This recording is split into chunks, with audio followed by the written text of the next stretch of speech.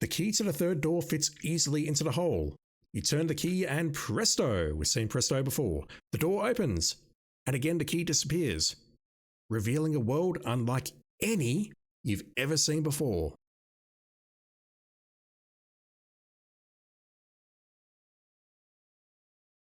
Okay, so once again I have screwed up the end of this playthrough. This one though is entirely my fault. I started the new recording session as soon as I came through that door, and I completely forgot to hit start recording. I did notice about 20 minutes later, after I've just walked through all of the areas and looked at things, I have not completed the game just yet. That said, let's just try and recreate everything that I saw. We're looking around here, and this place looks like hell, honestly. But it turns out it's actually not. The sand on the sparkling beach is a deep blue. The bright sunlight from a gorgeous pink sky dances across it. Cliffs tower above the beach. I can look at a few things here. This is an ocean unlike any you've ever seen before. It has a rainbow quality, changing colours with the movement of the water. The sea is raging and frothing as if in a storm. It looks so calm though. The blue cliffs towering above the beach are totally unclimbable. Totally, bro. The sand on the sparkling beach is yeah, we saw that.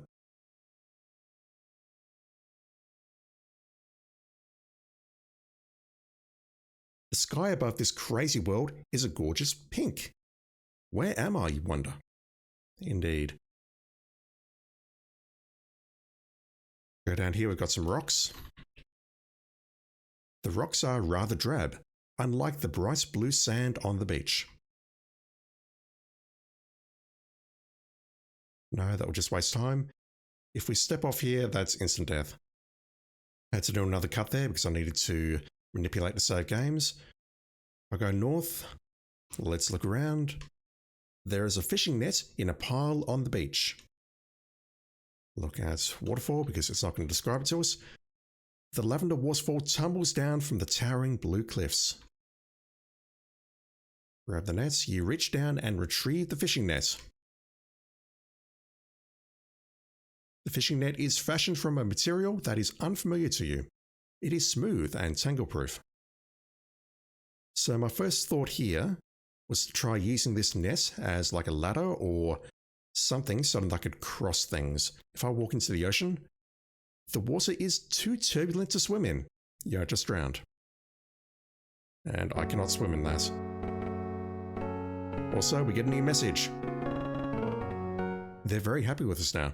We are delighted by your score and hope you are enjoying the game. I'm definitely enjoying this. If I walk into the waterfall, we get swept out. You fall into the swift water and are washed out to sea where you drown.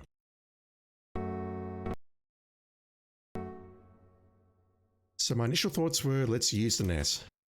Let's use the net on the rocks. Cut net with sword maybe. Use the net as ladder, but it doesn't like the word as, chat.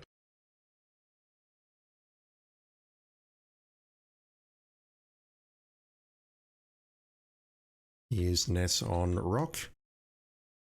Throw net on rock. And after pondering for about a minute or two, I thought about throwing the net.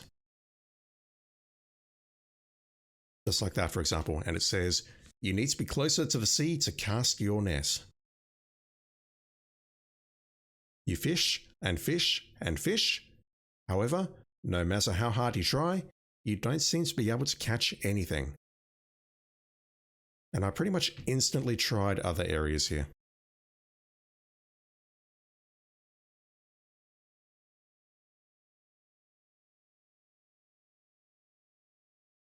There we go. I don't know whether you always need to be standing in this spot or whether it's RNG. I suspect it's a combination of both. You cast a fishing net into the wild sea. Upon retrieving it, you see you have caught a large golden fish. It falls from the net and flops helplessly on the beach. We have a fish.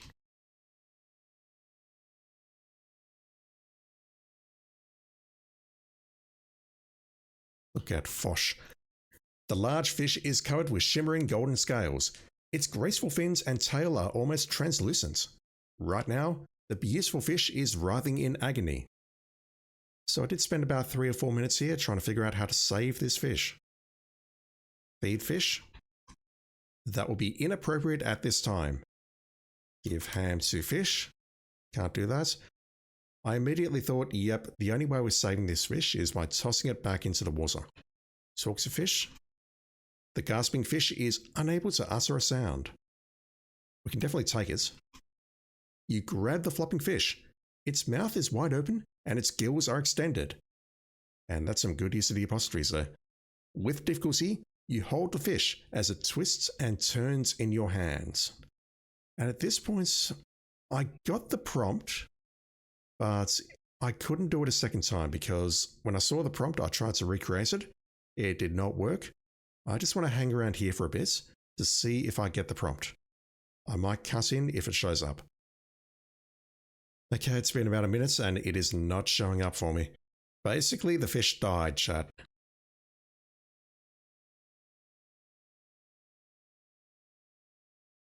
I saw the words, oh dear, and then I accidentally skipped over the box. I might do some editing in post to try and bring it up.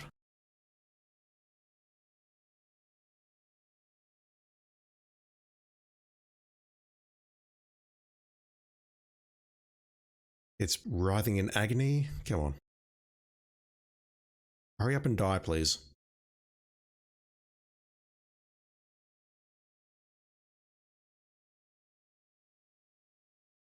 Can I catch anyone else? I did not mean to throw fish, I meant to throw net. That's a spoiler. Everything's going wrong with the end of this playthrough again, but it's okay. Unlike last time, this is entirely my own fault. Throw nets.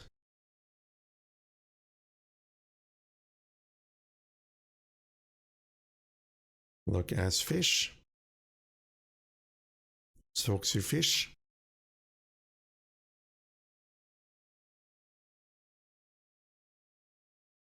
I really just want to see this thing die.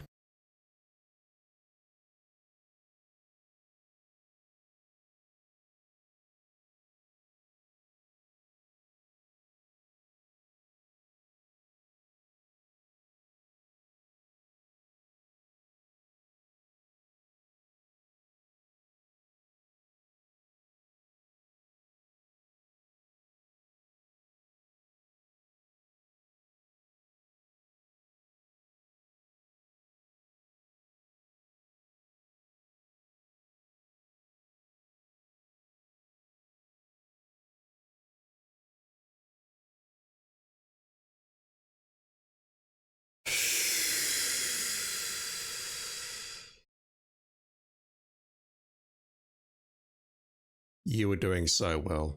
I'm depressed now, chat. We almost got to the end of the second game without misuse of apostrophes on it. You were doing so well.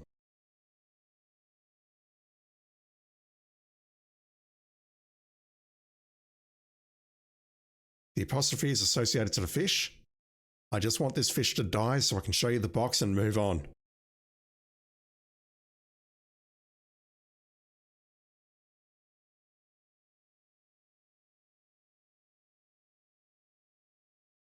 Maybe I need to leave the fish on the ground.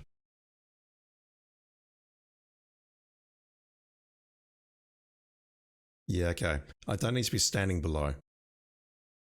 Let's just watch this thing flop around. Is this animal abuse, chat? I'm pretty sure it is. Oh dear, the beautiful golden fish has died. What a pity. And is that a fail state now? Oh, that blood.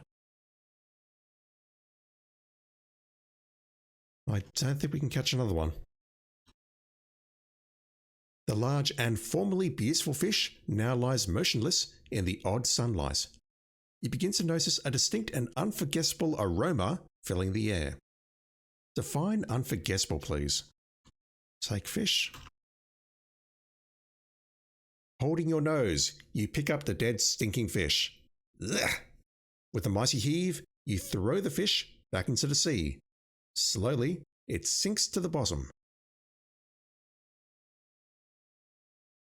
And I think that might be a fail state, because at this point I do not know how to proceed. Can I catch another fish now? Huh. Yeah, what we need to do here is take the fish, and after about a minute or two of trying to feed it and wrecking my brains, I did say the only way we can save this fish is by throwing it back into the ocean. Let's throw the fish back into the ocean. You throw the poor gasping fish back into the iridescent water. Gratefully, it calls to you. In return for saving my life, I wish to offer you a ride across this ocean. Look at that smarmy thing. Just smiling there. Look at it. That's its eye. That's a smile. It's impressive. Okay, let's ride the fish. And we're going across the ocean. We can't do anything here. And we find ourselves on another island. You can see that the island is really quite small. The foliage is remarkable though. Plants and flowers have overgrown it, some growing very large in contrast to the tiny island. We find ourselves here.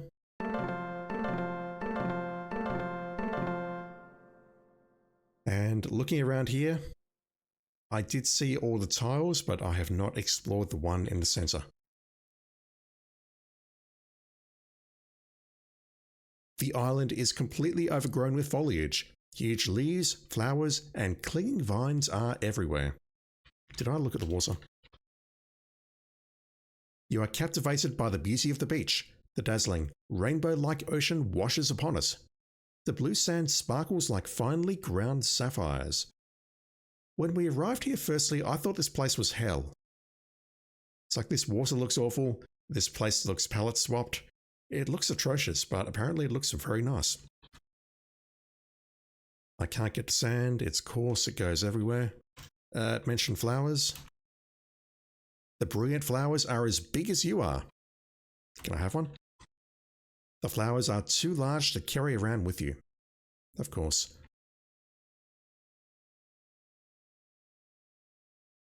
Clinging vines. The game does not recognize vines because of course it doesn't. Let's take a look around here. And immediately upon walking on this screen, we get this message. A glint of metal catches your eye. You look towards the direction of the glint and see an amulet lying on the ground. At our feet there. We're not carrying it. I want to look at it before I pick it up. We get points for that. You examine the amulet. It is made of bronze that is tarnished with age. A tiger's eye stone is embedded into the front. That should be embedded, but whatever. You turn the amulet over and see the word home engraved on the back. And yeah, I figured this out instantly. Let me show it off. Let's use the amulet. What do you wish to do with it? I wish to use it. Wear the amulet. Put amulet on. There's no reason to do that. And yeah, I knew instantly I had to say the word home. You murmur the word home. A tingling sensation envelops your body. You black out for a second. When you come to, you see you are somewhere else. Are we in Kalima or are we in Daventry? We're in Daventry. It is unfortunate that you have returned to Daventry without a bride. Thank you from the King's Quest development team. This is all going by automatically. Ken, Roberta, Sol, Jeff, Chris, Scott, Doug, Mark, Al, Dale, and Emo. Thank you from the King's Quest Quality Assurance team. Larry, Susan, Russ, Bob, and Kim. And that's it. It goes on loop. Bad end. We can return to Daventry without a bride. And that starts King Graham's alternate arc. At this point though, we're stuck in a purgatory of our own making. These just loop indefinitely. So let's load back here. I assume that we're just going to use that amulet once we've found our waifu and take her back to Daventry.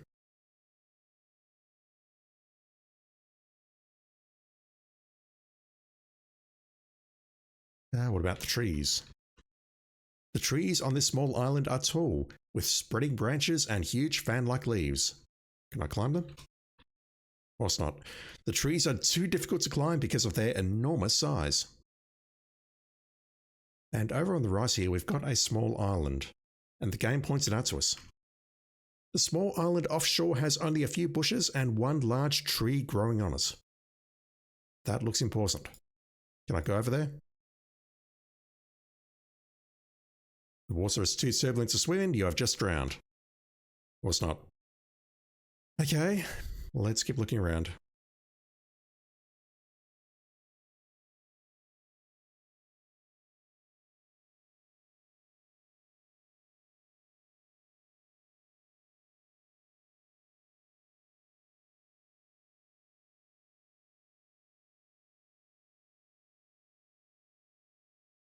There's our tower. But looking here doesn't show us.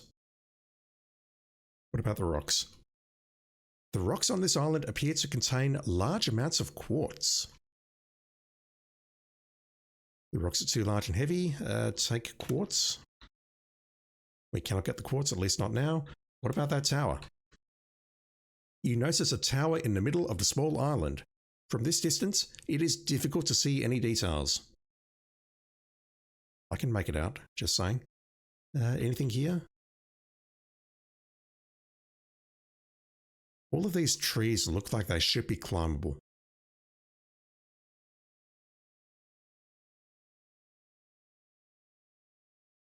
And up here is going to take us back to where we landed.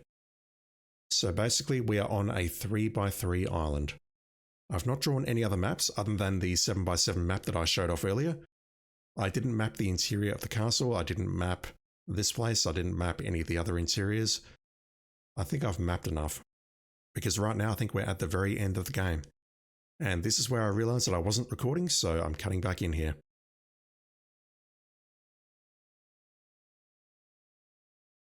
What about this tower? The tower is built of creamy, opaque quartz blocks. You see a tiny window near the top. A delicate hand, waving a hanky, appears from the window. Has she seen us? Look at woman. You cannot see the girl's face. You can only see her hand waving from the window at the top of the quartz tower. Are you going to let down your hair? The maiden cannot hear you from up in the tower. There are no footholds or handholds in the tower walls. It would be impossible to climb it. Look at its door.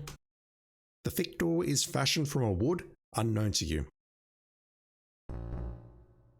Yeah, I've not been in here. The biggest challenge of all, climbing a spiral staircase. Narrow steps spiral up the white quartz tower.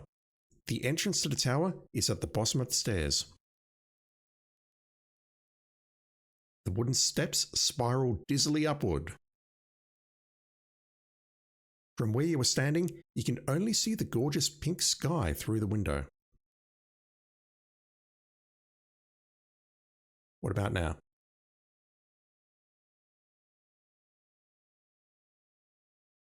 Oh wow, that does change. I'm very impressed by that. Holy crap. You see the strange island surrounded by the colourful sea. The Rainbow Sea. Oh, what just happened?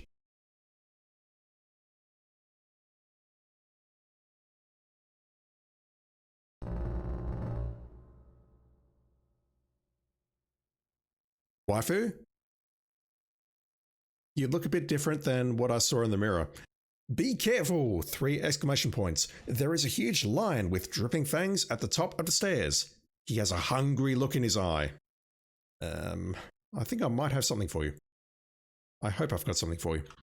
If I don't, I'm fascinated.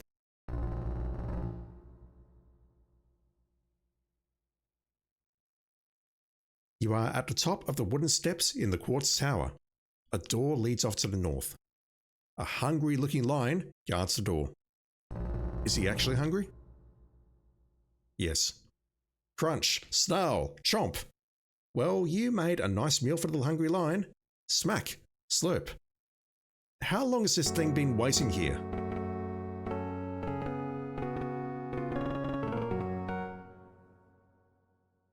I'm immediately reminded of that riddle where, what would you fight? Would you fight humans who have not eaten for 2 weeks, or lions which have not eaten for 2 weeks, or something like that? Because if this lion has been here for a while, that lion would be dead. The heavy door is closed. This is the biggest lion you have ever seen. He could eat you with 2 bites of his powerful jaws. His tail thumps repeatedly on the floor. Can we pat the lion? That would be a wrong move. He was a good boy or girl. No. Alright, it's doing that because I did put the apostrophe in. What the hell? Oh my god. Give ham to lion. Hungrily, the lion gobbles down the smoked ham and then falls fast asleep. It was probably poison, wasn't it? The lion is sound asleep.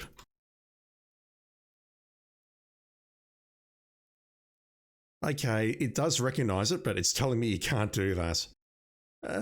Let's try and open this door, shall we? You have found her. The girl from the magic mirror. She is even more beautiful than you had imagined. I would love it if we get rejected now, really.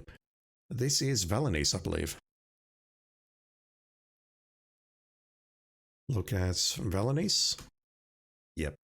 She is even more lovely than she appeared in the mirror. Her long auburn hair tumbles in luscious waves down her back.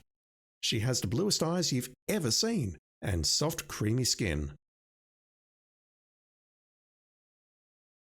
The room at the top of the tower is very tiny. You are angered at the thought of Valenice having been imprisoned in this small room. By what? A witch? A lion? Woman, Valenice. My name is Valenice. What is your name? Oh, Graham. I am forever grateful to you. This is no time for small talk. Propose, very clearly. Come with me. Come with me if you want to live.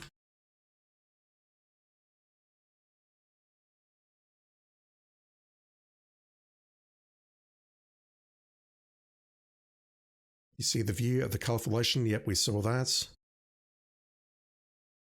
I don't think we're getting anything else out of this. So I've got a couple of thoughts. Let's try saying the word home, see what happens. Did I make a save up here? I did not. Let's see if we can return without her.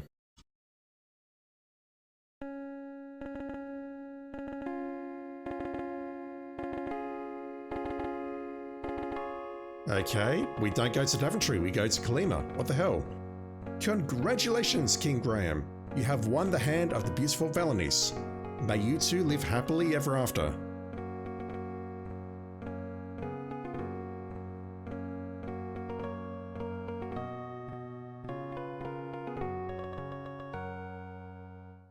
What is with the audience here?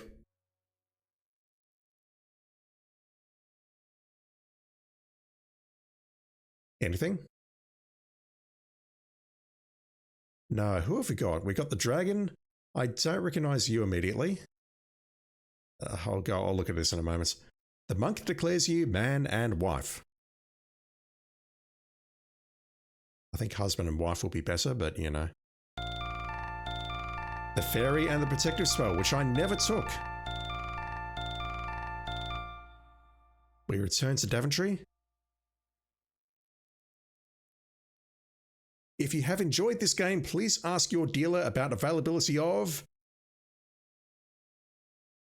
King's Quest 3 to err is human. To really foul things up, takes a computer. Thank you from the King's Quest development team. We're getting the same thing now. It's just going to loop. So I would love to just take a look at that particular screenshot again. Where is it? Say home. I'm not done yet. So who do we have? We have the Monk, King Graham, Valanice, the Wolf, Grandma, and Little Red Riding Hood, the Fairy, the Leprechaun King, the Giants from the Land of the Clouds in King's Quest 1, the Thief and the Enchanter, not the Wizard, the Enchanter, and on the right we have Hagatha and Count Dracula, who we murdered, the Mermaid, King Neptune, the Dragon. I'm not sure who you are. I feel I should know who you are, but nothing is immediately jumping out to me.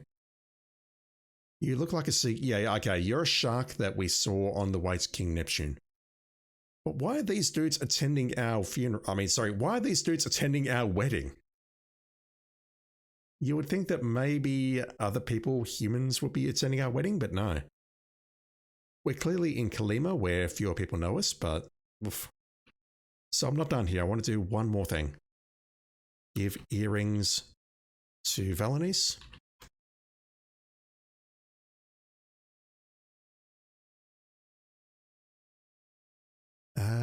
Really?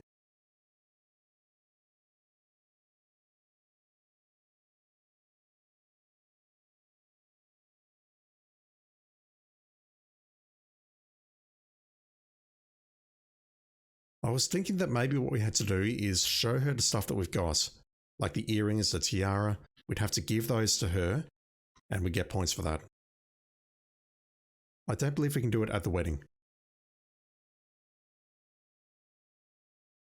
Huh, okay. I thought there was more to do here. I can't talk to her again. We get no time for small talk. Can I just leave here? What about if I say home now? We return without her. Wow. I really want to give her this jewellery.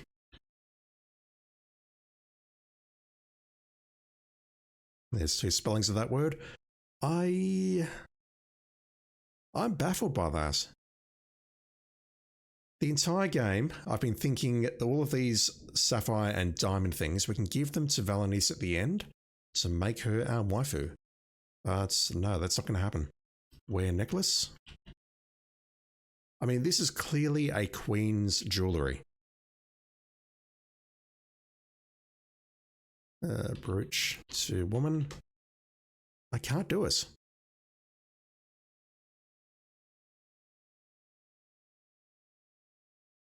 Okay, I think we're ending on 170 points.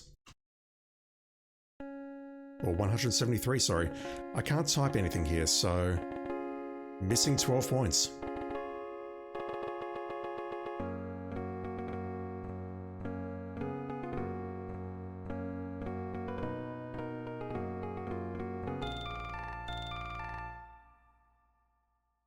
And then we go into the castle and we're never seen again. At least until King's Quest 3.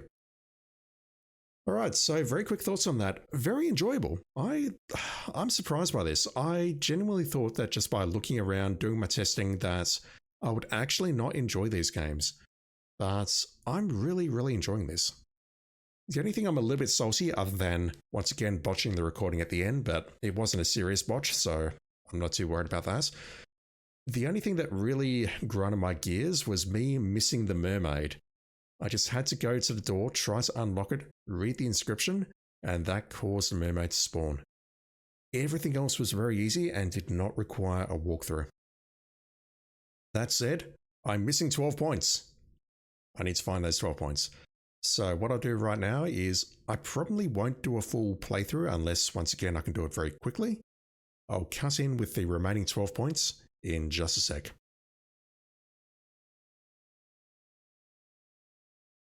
Okay, I've not looked at a full walkthrough, but I believe I know where the points are. Let's ride this horsey again. I'm going to go down here, and I did see this particular part in the walkthrough that I looked at originally.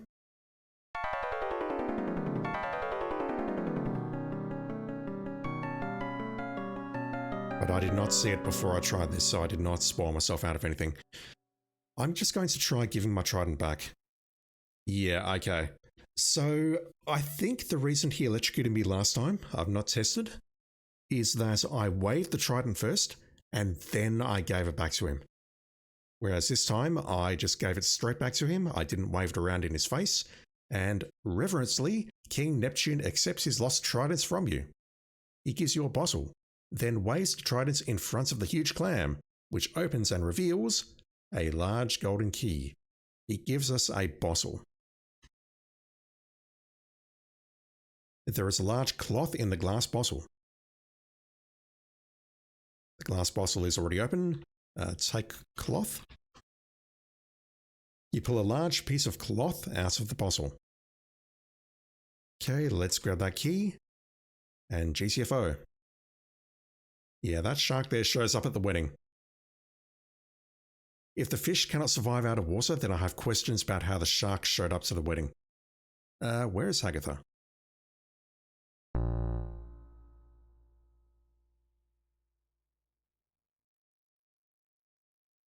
I'm not looking at my map right now.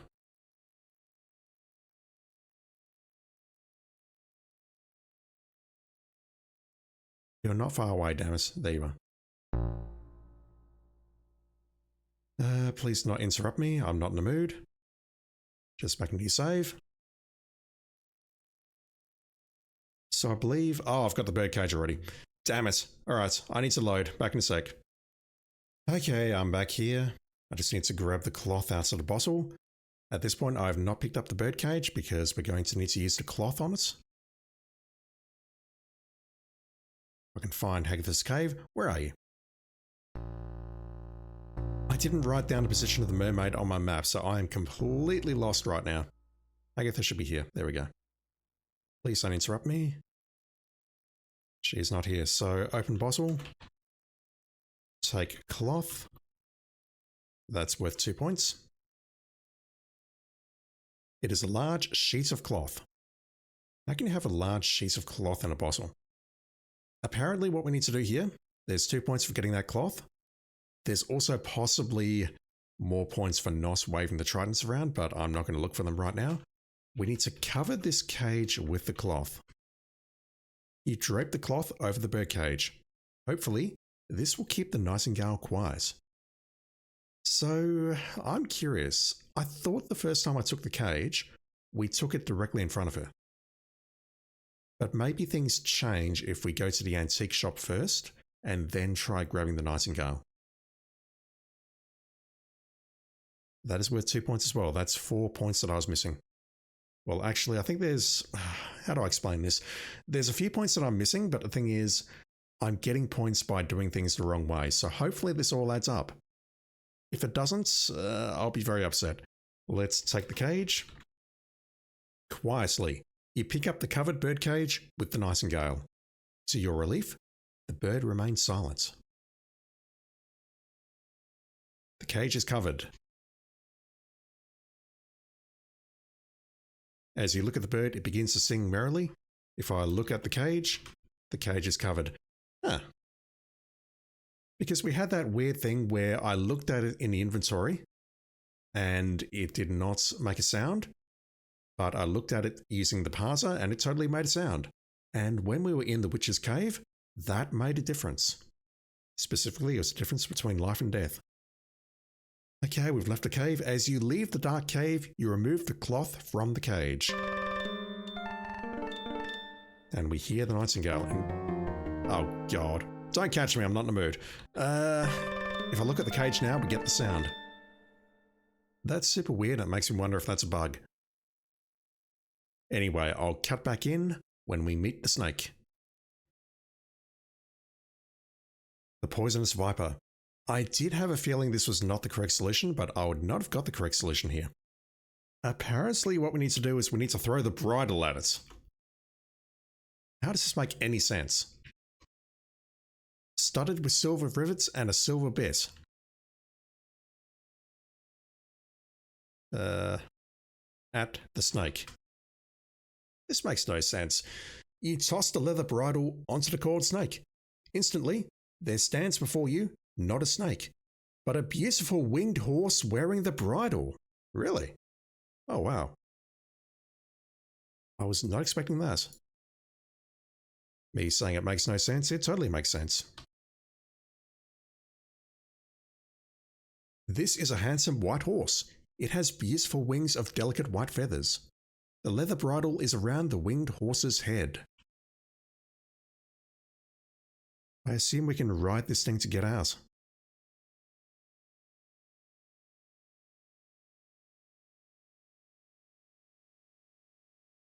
Now the next part is a little bit confusing. I can get the key, and maybe I'm making a mistake here by getting the key already, but there is another item around here. I do not know where it is. I'm not looking at that hole, that's not happening.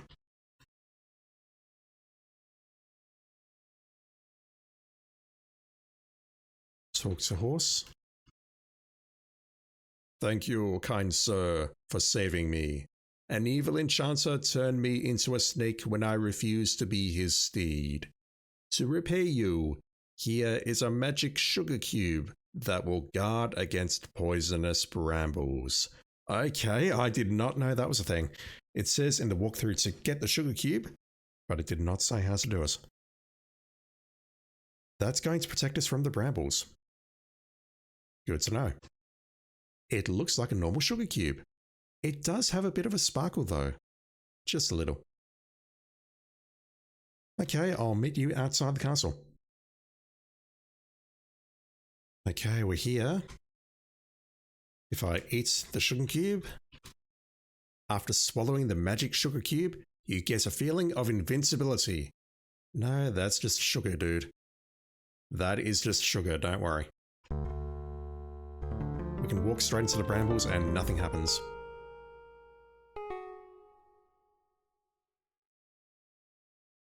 Okay, once again, I think the game is miscalculated. I'm looking at the walkthrough against the points that I've got and the remaining points, and there seems to be a difference of 1. Either the walkthrough is wrong, or once again, we're going to finish with more points than what is available. We're going to finish with 186. Am I still immune? I am, look at that. Alright, all in all, this is a very short game. I get that King's Quest 1 is also very short. You can get the magic mirror in about 10 seconds if you know what you're doing. This one actually seems shorter. Maybe it's because I don't have to do a full playthrough, looking through the walkthrough, seeing every single command that I missed, but this was a very quick cleanup.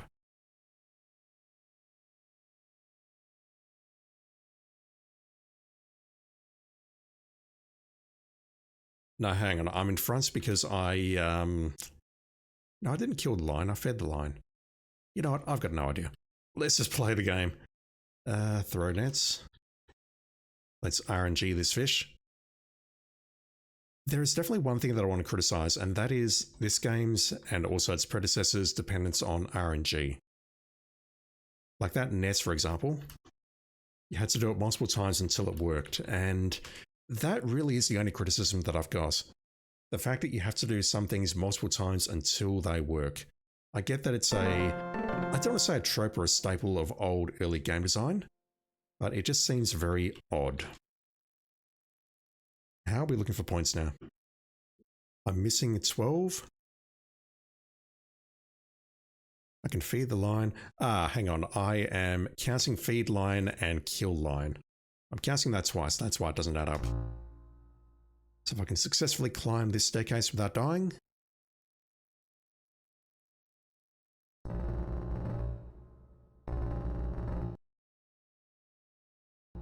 So in short, the point differences were me giving the trident to King Neptune, me not killing the snake, and using the sugar cube.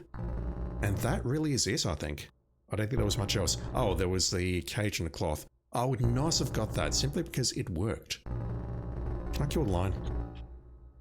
I must get closer to do that. With one mighty heave of your sword, you fatally wound the large lion. He slumps to the floor. Ugh. The large lion has succumbed from the blow of your sword. He is dead. I would like that sword back, please.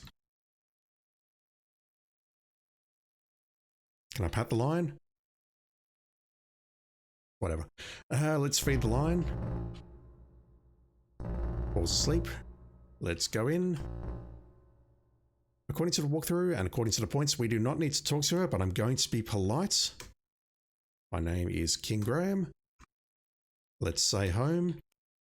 And that is our 185 points.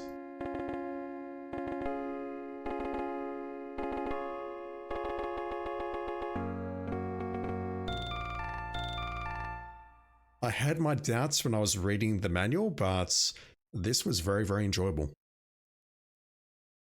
And I'm still salty as hell about not finding the mermaid, damn it. I was so close to a good run without making any mistakes. Apart from, this last part at the end. Alright, that is King's Quest II, Romancing the Throne. Very, very enjoyable. Love this.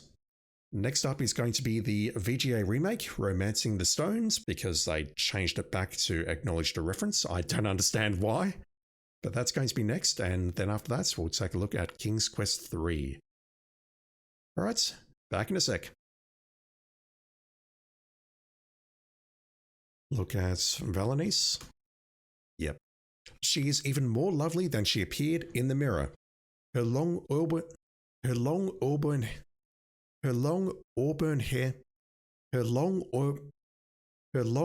hair tumbles in